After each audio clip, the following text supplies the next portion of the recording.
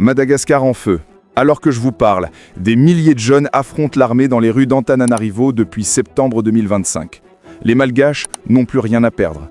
80% vivent sous le seuil de pauvreté. Seulement un tiers de la population a accès à l'électricité et les tout purs dépassent 8 heures par jour.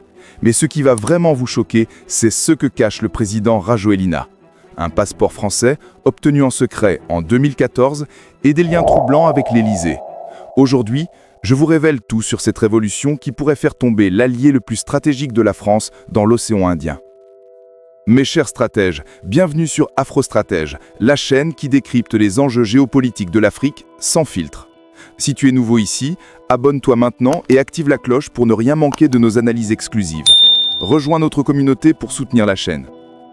Aujourd'hui, on plonge au cœur d'une crise qui fait trembler tout l'océan Indien. Les manifestants ont donné un ultimatum de 24 heures au président pour répondre favorablement à leurs demandes. Et l'unité d'élite CAPSAT, celle-là même qui avait porté Rajoelina au pouvoir en 2009, s'est retournée contre lui. Mais pourquoi maintenant?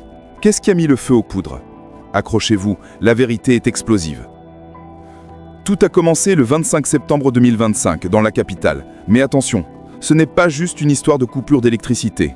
Regardez ces chiffres. Seulement un tiers des 30 millions de Malgaches ont accès à l'électricité. Imaginez.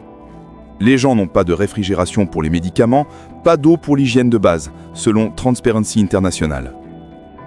Mais le plus révoltant, pendant que le peuple souffre, la fille de Rajoelina, Ilona, parade en vêtements de luxe, et son fils Arena étudie dans l'école de luxe EHL Lausanne en Suisse. Une école qui coûte plus de 50 000 € par an.